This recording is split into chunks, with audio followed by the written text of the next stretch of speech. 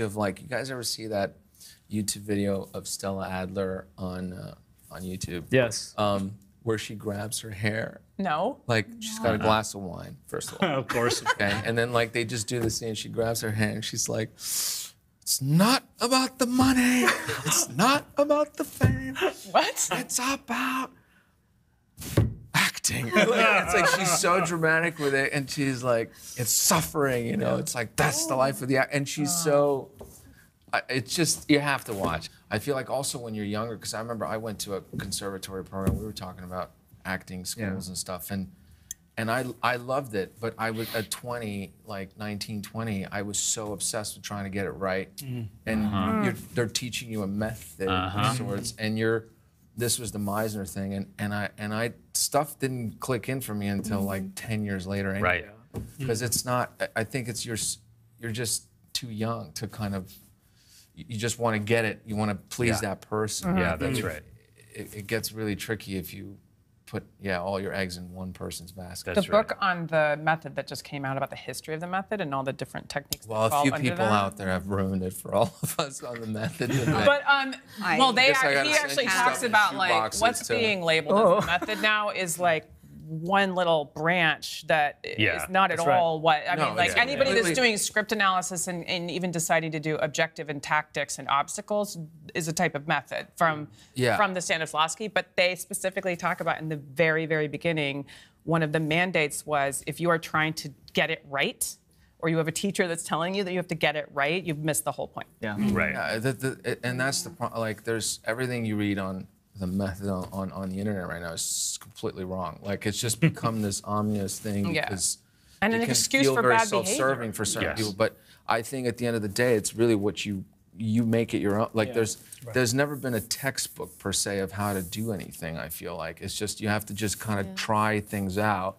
and just see like what works for you or not, you know. And but as long as you're curious enough to kind of go out there, and I guess that was the only thing that I loved about. You know, I have a soft spot for the Stella Adler videos and stuff, only because it just reminds you that you've been this has been going on for a while. There used to be something really noble about it. You know, you were part of history. Like, that was when I went to acting school. They were like, do you understand? Like, people have gone on this thing, and that I feel like gets lost a little bit now. And that's the only thing that kind of, when I look back at the older books and those teachers, it just makes you feel like, oh, you know, there was something here that should be preserved. Sebastian, Pam, and Tommy. I don't know if you guys have seen. Yes. So good. I'm not all the way through, but I started it. It's really good. I freaking flipped for this show. We spoke before about this, and especially the second episode. Where you guys, you've seen it, where they just lose their minds for each other. They're completely out there for each other. Our own fortress of solitude.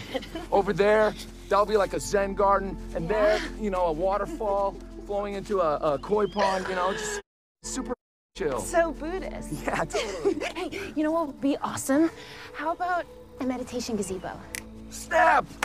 I think a lot of that for me was just trusting Craig Gillespie because I'd worked with him before. I feel like, you know, we were talking a lot about different directors and like switching it and stuff, and it's hard because you get used to working with someone a certain way, and I think trust is always the big thing, and then it's not like you're not trusting somebody, but then it takes always a little moment to kind of like get to know how they work or how they want things. Some are more demanding than others or more specific. We were talking about Karin Kusama before, who's one of my favorite directors I've ever worked with, who was just so firm with what she wanted. And I sort of love when someone just tells me, like, just tell me what you, like, I'm not, if you leave me to my own devices, it's gonna be like a problem, you know, because you just try to, you know, then you start overthinking it. Right. But I think a lot of that was him having such a, he'd already picked all his shots and how he was going to shoot it and tell that,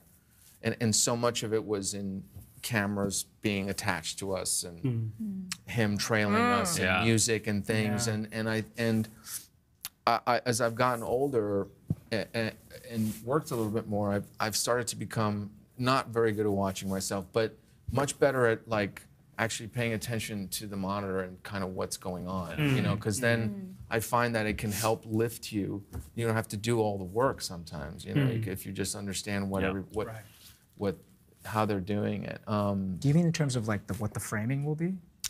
The frame, the shot, like, is it, you know, what's it like? I love watching this, you know, the stand-in that you have, or the rehearsal, the camera rehearsal, because then it just, you start to go like, oh, like when they get to that angle, like that'll be a perfect moment to turn into the thing, you know, like, and it's weirdly technical. Yeah. My point is, you can be free as possible as long as you know the structure you're in. You know, you're not like just really doing ecstasy and going into, you know, I actually have never done ecstasy, and I have a friend who was like, well, you should do it because he's doing it. And I was like, that's not happening.